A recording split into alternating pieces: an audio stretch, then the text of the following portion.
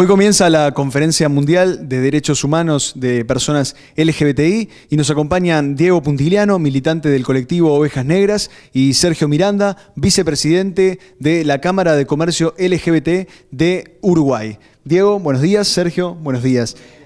Bueno, contanos un poco, Diego, en qué consiste esta conferencia, cuáles van a ser los ejes puntuales en los que se va a desarrollar.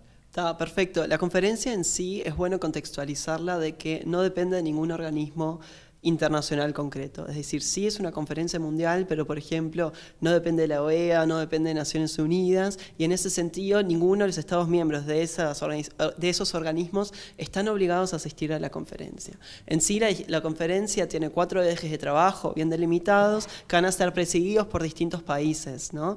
Hay un eje, por ejemplo, que es de legislación, que va a estar presidido por Argentina, porque particularmente en derechos LGBTI, Argentina ha tenido muy buena legislación. Hay otro eje que es el de donantes y financiación, que va a estar presidido por Estados Unidos. Otro eje que es de diplomacia regional e internacional, que está presidido por Países Bajos. Y un último eje que es de buenas prácticas vinculadas a la violencia, la educación, la salud y demás cuestiones, que va a estar presidido por Uruguay. Estos últimos 2 países, Uruguay y Países Bajos, son los anfitriones de esta conferencia. Anfitriones en el sentido que la conferencia originalmente iba a darse en los Países Bajos, pero como no se había hecho en ningún momento este tipo de conferencia en el sur global, se decidió hacer foco en América Latina, y particularmente en América Latina resultó interesante el caso de Uruguay por el avance en materia de derechos que se han tenido en los últimos años, y particularmente en los derechos de las personas LGBTI. Esta es la 4ª conferencia mundial, ¿no? Y como tú bien decías, es la primera que se organiza en Latinoamérica y puntualmente más en el sur. Mencionabas recién un poco cuáles eran puntualmente el porqué de que se realizaba acá en Uruguay, pero la primera conferencia, ¿cuándo se realizó? No se sabría decir muy bien cuándo era la primera. Sé que la última fue en Washington y después hubo 2 más, que una creo que fue en Dinamarca y la otra en Suecia, pero era una en las Américas, digamos, y las otras 2 en Europa. Desde tu visión, Sergio, de la Cámara de Comercio LGBT, ¿de qué manera van a participar ustedes en esta conferencia? La conferencia tuvo un comité de organización que estuvo integrado por muchas partes, las organizaciones sociales, y también estuvo el sector privado representado por la Cámara de Comercio y Negocios LGBT de Uruguay.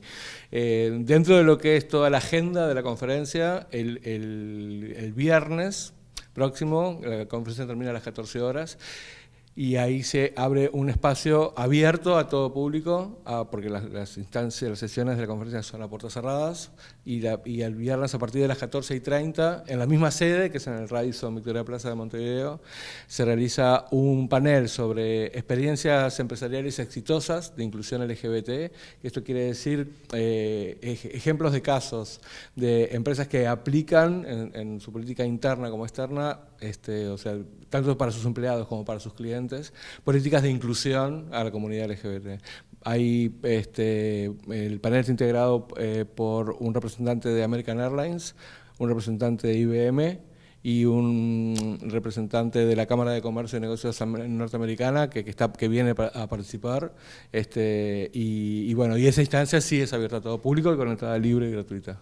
La conferencia va a ir desde hoy miércoles 13 hasta el 15. Y mencionaban algo detrás de fuera de cámara, que no es abierta en realidad a todo público. ¿Eso cómo es? ¿Por qué razones? No, en sí la conferencia no es abierta por varios motivos. En primer lugar, por quienes participan, ¿no? Participan los estados que están dispuestos a ir, y en cuanto a quiénes del estado son fuerzas diplomáticas. Esto es porque justamente los y las embajadores pueden representar a su estado y tomar decisiones y decir cosas en su nombre, que particularmente si son ministros de ejes concretos, digamos, no pueden tomar esas decisiones. Eso es como el criterio por parte de los estados de quienes va. Por parte de sociedad civil, el criterio ha sido, en primer lugar, tener participación en organismos internacionales. Esto es decir, es una conferencia mundial, se articula con otros estados por fuera del de Uruguay y con otras organizaciones por fuera de Uruguay, tiene sentido que la articulación también se pueda dar en futuros espacios acordes, ¿no? Y además también particularmente los gobiernos coanfitriones delimitaron también una lista de organizaciones de sociedad civil que podían llegar a participar de acuerdo a las organizaciones presentes en cada país, ¿no? Que en este caso, en Uruguay vamos a estar nosotros por Ovejas Negras y ATRU, que es Asociación Trans del Uruguay. Puntualmente, desde ambas perspectivas, ¿cómo ven aquí en Uruguay, desde la sociedad civil, el tema de la inclusión en los derechos, de comprender desde toda la sociedad civil lo que realmente son los derechos de las personas LGBTI? Bueno, yo te hablo particularmente ahora, un poco representando al sector privado, digamos. Cuando hablo del sector privado me refiero como a todo el mercado el laboral y los empresarios de cara a esto, ¿no? Nosotros estamos como en la agenda de la Cámara, se basa como en 3 ejes, que es la inclusión, el empoderamiento. Cuando hablamos de empoderamiento me refiero al empoderamiento económico como oportunidades laborales y de desarrollo de emprendimientos también, ¿no? Y también, digamos, en este sentido, lo que estamos haciendo es como capacitando, sensibilizando e informando a muchas empresas y empresarios y también a emprendedores, ¿no? A personas que les interesa este tema desde el punto de vista personal como de sus empresas para desarrollar proyectos propios o que ayuden, en el caso de las empresas, a un mejor rendimiento de la empresa, porque hay un tema que es un eje central, que es lo que se llama el armario corporativo, que es una investigación donde hay muchos casos, y de esto viene el panel que vamos a hablar, de empresas que motivaron, incentivaron, ayudaron con políticas internas a sus empleados para que se sintieran libres más allá de su condición. Y esto repercutió positivamente tanto a nivel de las relaciones humanas como de los resultados en cuanto a efectividad en la empresa, ¿no? Entonces me parece que acá tenemos como un camino bien interesante para hacer, donde la gente pueda hacer y manifestarse como es, y a su vez, y que eso, además de sentirse mejor como personas, a su vez se note también en su trabajo en este caso. Y por tu parte, Diego, ¿cómo ves esa asimilación de derechos a nivel de la sociedad en general? Yo creo que hay como varias partes que tener en cuenta, ¿no? Que Uruguay particularmente en materia normativa ha avanzado bastante en comparación a otros países a nivel mundial, pero sobre todo a nivel regional, ¿no?